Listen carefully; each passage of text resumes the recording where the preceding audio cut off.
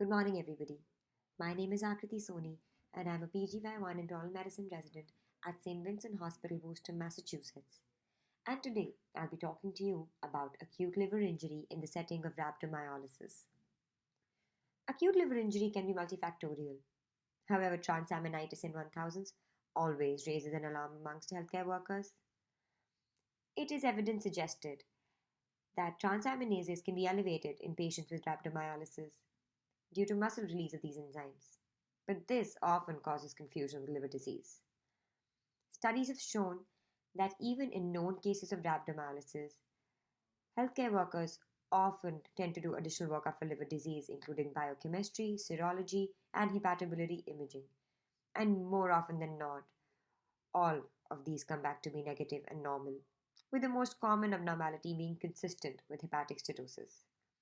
Sometimes there are even unnecessary liver tests like liver biopsy, which, as can be guessed, usually reveal no abnormalities.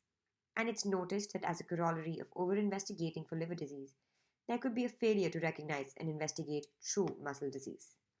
So let me talk to you about our case, in which a 74-year-old man presented to us after sustaining an unwitnessed and mechanical fall and laying on the ground for over 5 hours.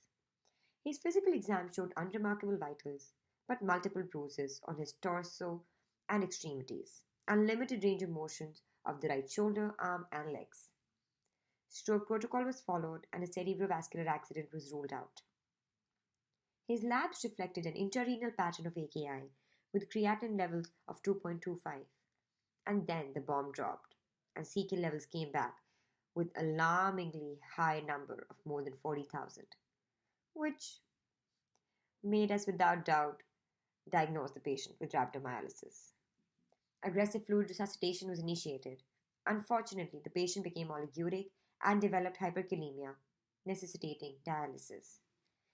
And then the next day, the next bomb dropped, when his transaminases skyrocketed to more than 1000. And he became progressively thrombocytopenic, with his platelet levels dropping to less than 40,000.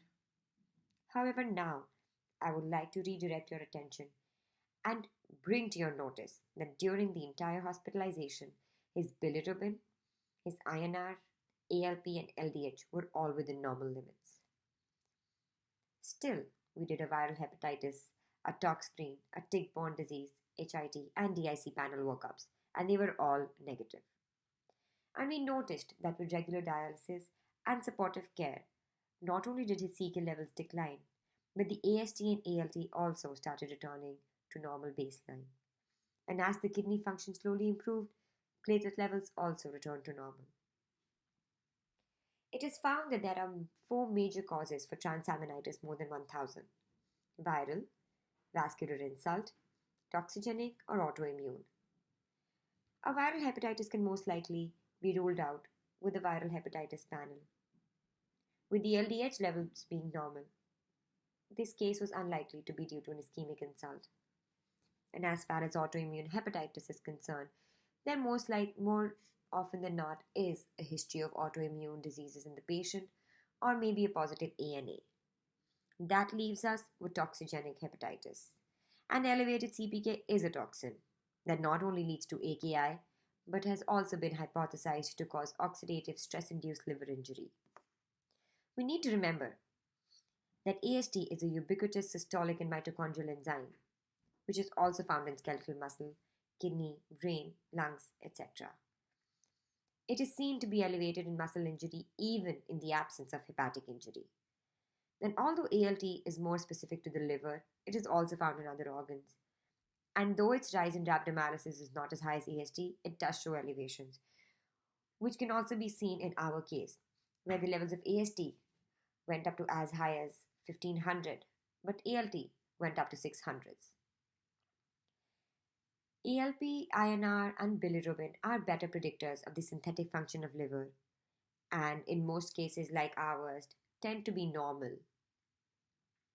It is acceptable to rule out the aforementioned causes, but we need to avoid invasive testing and instead monitor transaminases in cases with rhabdomyolysis, where it is seen that as the CK levels decline, the AST and ALT also come back to normal.